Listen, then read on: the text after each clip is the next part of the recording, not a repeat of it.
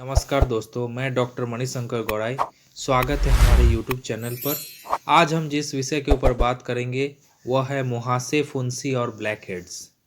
मुहासे एक त्वचा की स्थिति है जिसे आमतौर पर पिंपल्स के नाम से जाना जाता है। मुहासे तब होते हैं जब त्वचा के छिद्र, त्वचा की सतह पर मौजूद छोटे छोटे छेद बंद हो जाते हैं। प्रत्येक छिद्र बालों के रोम से जुड़ा होता है जहां से बाल निकलते हैं।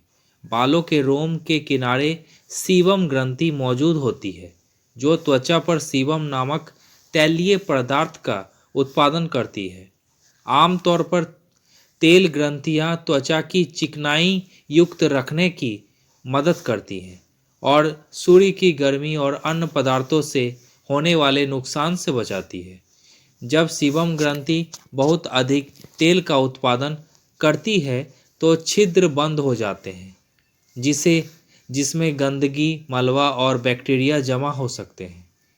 सीबम का अधिक स्राव हार्मोनल प्रभावों, विशेष रूप से एंड्रोजन हार्मोन के कारण होता है। किशोरावस्था में एंड्रोजन हार्मोन का स्राव अधिक होता है, इसलिए इस उम्र में अधिक मुहासे विकसित होते हैं। हालांकि मुहासे किशोरों या युवावस्था से जुड़े एक विकार है, लेकिन यह जीवन की किसी भी उम्र में हो सकता है। मुहासे आमतौर पर चेहरे, गर्दन, पीठ और छाती पर दिखाई देते हैं क्योंकि इन क्षेत्रों में पाइलोसीबेसियस इकाइयों की बहुतियत होती है। यह स्थिति जीवन के लिए खतरा नहीं है, लेकिन इससे त्वचा पर निशान पड़ जाते हैं, इसलिए तुरंत उपचार आवश्यक है। मुहासे क्या है? मुहासे या एक्ने वल्गरेस एक त्वचा की समस्या है जो तब होती है जब बालों के रोम, तेल और मृत त्वचा कोशिकाओं से बंद हो जाते हैं। कुछ लोग इसे ब्लैक हेड्स, दाग धब्बे, व्हाइट हेड्स, फुंसी या जिस्ट कहते हैं। बालों के रोम तेल ग्रंथियों या वसामय ग्रंथियों से जुड़े होते हैं। यह ग्रंथियां आपकी त्वचा को तैलीय बनाए रखने सीबम नामक एक तैलीय पदार्थ का स्राव करती है। सीबम सामान्य रूप से त्वचा के छिद्रों के माध्यम से बालों को सपाट के स्थान स्रावित कराती है। उसका आपका शरीर अतिरिक्त मात्रा में सीबम का उत्पादन करता है जो रोम के अंदर जमा हो जाते हैं और मृत त्वचा कोशिकाओं के साथ मिलकर एक नरम प्लग बनता है।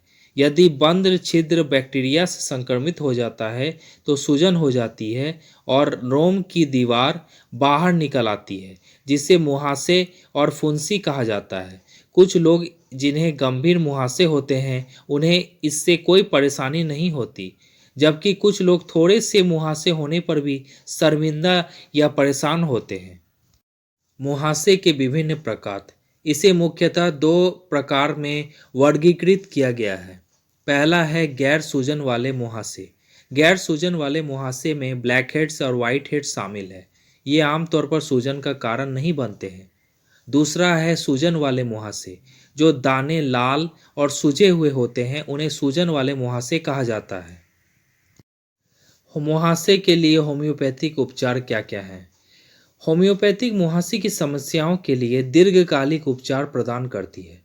ऐसा इसलिए है क्योंकि होम्योपैथिक दवाएं रोग के मूल कारण या ट्रिगर कारणों को लक्षित करके उसे दीर्घकालिक उपचार मिलता है। जैसे कि ऊपर चर्चा की गई है, रक्त में एंड्रोजन हार्मोन की अधिकता मुहासे के निर्माण में प्रमुख भूमिका निभाती है। एंड्रोजन हार्मोन स्राव का अत्यधिक होना कई कारणों से होता है। हालांकि हम जानते हैं कि किशोरावस्था में के दौरान अधिक एंड्रोजन हार्मोन प्रवाहित होते हैं, लेकिन ऐसी कोई चीज़ें जो अत्यधिक एंड्रोजन हार्मोन डिस्चार्ज करने में प्रेरित करती है। एंड्रोजन हार्मोन के स्राव को बढ़ाने वाले मुख्य कारक विभिन्न अस्वस्थ भावनात्मक स्थितियां हैं जिनसे व्यक्ति अपने जीवन से गुजरता है। एक व्यक्ति अपने जीवन काल में विभिन्न भावनात्मक स्थितियों से गुजरता है, जैसे कि दुख, क्रोध, पीड़ा, चिंता, भय, अवसाद आदि। जब कोई भी व्यक्ति उन भावनाओं को दबाता है और क्रोध को दबाता है, शोक को दबाता है, अपनी इच्छाओं को दबाता है, तो ये सभी चीज़ें न्यूरो एंड्रोइन प्रतिरक्षा पथ को प्रभावित करती है। अतः स्रावी और प्रतिरक्षा प्रणाली के सामंजस्यपूर्ण कार्य को बाधित करता है। इसलिए मुहासे के मामले में अधिक एंड्रोजन हार्मोन स्राव का भी एक कारण होता है। इसलिए अधिक एंड्रोजन स्राव कुछ हद तक वर्तमान या पिछले जीवन में रोगी के विभिन्न गति कारणों के दमन से संबंधित है। ज़्यादा एंड्रोजन स्राव का मतलब है ज़्यादा सीबम स्राव। ज़्यादा सीबम स्राव का मतलब है ज़्यादा मुहासे बनना।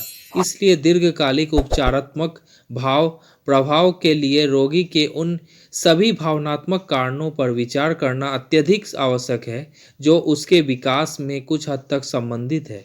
इसलिए उन भावनात्मक दमन पर आधारित उपचार एक सामान्य और स्वस्थ अंतर्स्रावी कार्य को बनाए रखने में मदद कर सकता है। केवल होम्योपैथिक उपचार ही भावनात्मक को दमन करके विभिन्न प्रकारों को लक्षित करता है और इसी प्रकार स्वस्थ अंतर्स्रावी कार्य को पुनः प्राप्त करने में मदद करता है और इस प्रकार स्वस्थ शारीरिक स्थिति बनाए रखता है। विभिन्न भावनात्मक दमन के लिए अलग अलग होम्योपैथिक उपचार है। इसलिए होम्योपैथी से सभी मुहासे रोगियों के लिए एक निश्चित दवा नहीं है, क्योंकि सभी लोगों द्वारा व्यक्त की जाने वाली एक भावना नहीं होती। इस प्रकार होम्योपैथिक दवा का चयन व्यक्ति की भावनात्मक तस्वीर के आधार पर किया जाता है। जिसे पिछले जीवन में दबाया गया है, उस रोगी के लिए उपयुक्त दवा का चयन करने के लिए अन्य प्रमुख लक्षणों को ध्यान में रखा जाता है। यह दवा केवल इस मुहासे की समस्या की दीर्घकालिक उपचार देने के सक्षम हो सकती है। इसलिए संवैधानिक होम्योपैथिक उपचार कहा जाता है। इसके अलावा मुहासे की तीव्र स्थिति जैसे कि दर्द, सूजन, जलन का भी उचित होम्योपैथिक उपचार अच्छी तरह से इलाज के द्वारा दिया जाता है। कुछ होम्योपैथिक दवा जो आमतौर पर मुहासे के लिए उपयोग में आ जाती है, सबसे पहली दवा है एंटीम क्रूड, दूसरी दवा है आर्सेनिक आयोड, तीसरी दवा है कैलकेरिया कार्ब, चौथी दवा है एस्टेरिया रूबेंस, पांचवी दवा है सोरिनम। तो ये तो थी कुछ होम्योपैथिक दवाएं जिससे कि आप पिंपल्स, एक्नी, मुहासे का पूरी जड़ से लक्षणों के आधार पर चयन कर इसे जड़ से ख़त्म कर सकते हैं। धन्यवाद। मुहासे के प्रबंधन के लिए स्वास्थ्य सुझाव इस प्रकार हैं कि अपने चेहरे को गर्म पानी और विशेष रूप से मुहासे के लिए बने हल्के साबुन से दिन में 2 बार अधिक न धोएं। त्वचा को रगड़े नहीं और पिंपल्स को फोड़े नहीं, इससे संक्रमण और भी नीचे तक फैल जाता है, जिससे अधिक रुकावट, सूजन और लालिमा हो जाती है। अपने मुहासे को फोड़ने से बचें, क्योंकि इससे आपके चेहरे पर निशान पड़ जाते हैं।